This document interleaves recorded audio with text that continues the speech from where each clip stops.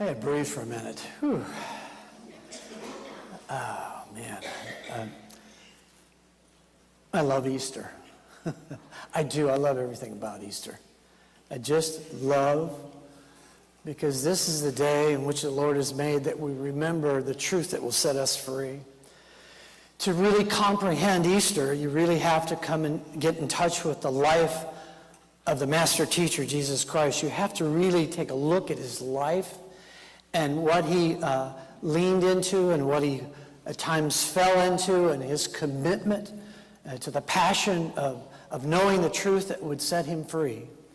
And as a little boy at 12 years old, his first recorded spoken words were, "Did you not know that I must be in my Father's house?" He was speaking this to his mother, who was a little upset with him because she couldn't find him. And he was out with the elders studying, and he was about his Father's business, because he knew that his life was going to be dedicated to the transformation of his human self into the divine self, to know everything that there could possibly be known about the Spirit of God within him, and have that personal relationship with God, to be like, that when he said that the Father and I are one, the Father and I are one, to come to that place. And I think about how far he went to make sure that we could have this recorded in history. What a dramatic scene that we've played out to make sure that we not forget.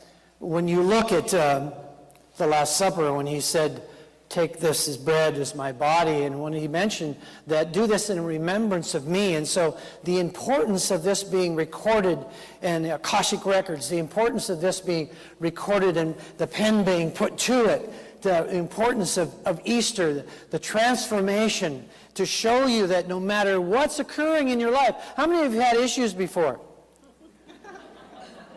No matter what's occurring in your life, that God is greater than anything you can possibly imagine, because I will show you. But to fully understand what this Easter is all about, you really have to look at his life and his demonstration and how he began to have that deep relationship with God. I was just so blessed as a young student of truth years ago to be in relationship with the co-founder, Charles Fillmore, Myrtle Fillmore's best friend. His name was Louis E. Meyer, and he was the first minister really to take over the original church and then start the church in Kansas City down at the plaza called the Founders Church. And he was there for 18 years. And I happened to pastor his church that he had in Orlando. It was my very first church. And so I had the privilege of studying with him. Every month we would gather. And he was the kind of guy, when he walked into a Rotary meeting, he was a lifelong member. When he walked into the room, everybody, no matter what they were doing, stopped what they were doing and stood and acknowledged him. Whoa. This is the kind of person he was. And so in working with him and listening to him, he kind of taught me a little bit about this thing called Easter and the importance of really studying the life of the master teacher and the importance of unity, studying these principles, because do this in remembrance of me, and to take this thing into our hearts and really know these principles of truth. We look at his life and his journey. And Easter is obviously there's Christians everywhere celebrating this day. And the first thing that came up for me was, well, how come if Jesus was the Passover and all the understanding of the seventh day, why do we start celebrating Easter on Sunday? And we go to church on which day? Sunday, except for Seventh-day Adventists, we go to church on Sunday. And so the wonderful thing about Google is you can ask it anything. And some of the questions I put in there are, like, it's like somebody's watching me. Can I ask this? So I ask questions like, why are we worshiping on Sunday? Comes back and tells you. Because to honor this day of resurrection that took place the first day of the week. And so you can ask it anything. Well, I've never heard anybody say, after church, I'm going to go home and we're going to have a Easter roast or Easter burgers. We call it Easter what? A ham. And I'm thinking, why a ham? Hey, ask Google, they'll tell you.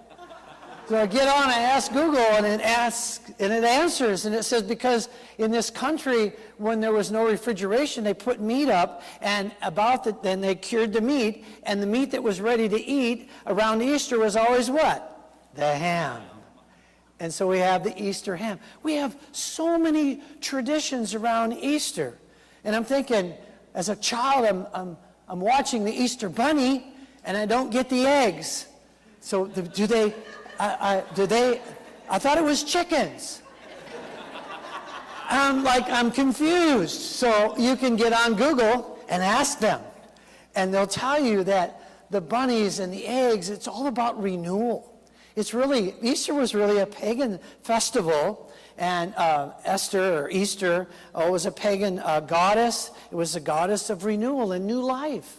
And so long before Christianity, we were studying this and we were worshiping, in a sense, or celebrating the idea of new birth and new life and a new resurrection from the old into the new. And so all this stuff kind of comes together. And if you've been with us this last week, if you were here last Sunday, we started our week, our Holy Week with Palm Sunday.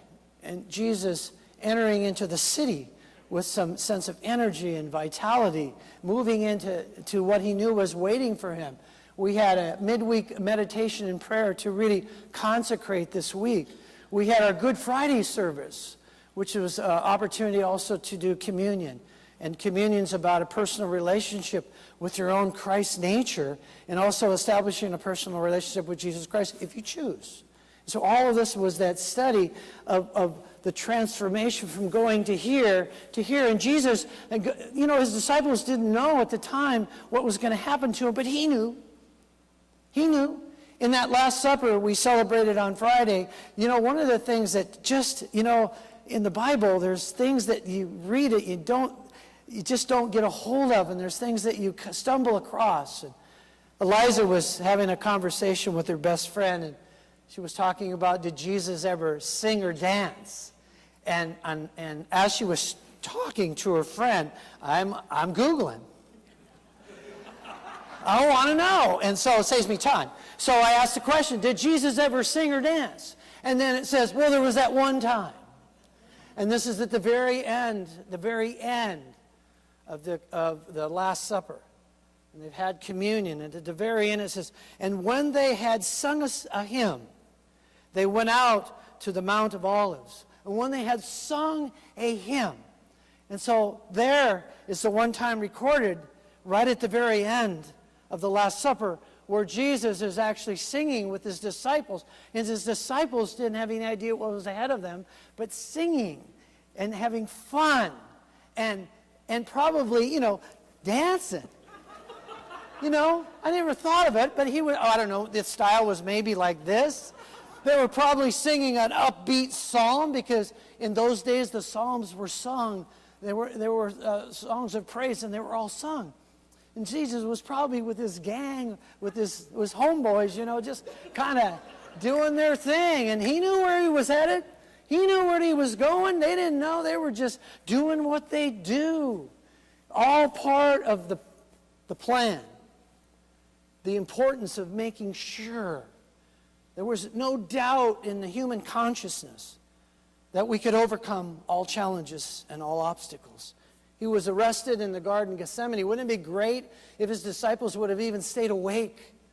And in that quiet moment in his prayer, that human self sneaks in and says, is there any chance we could bypass this one? I've done everything you've asked me to do. See, his thoughts in the earlier years was, I'm going to go heal, and I'm going to go raise a few people from the dead, the young lady and Lazarus. I'm going to bring sight back to the blind.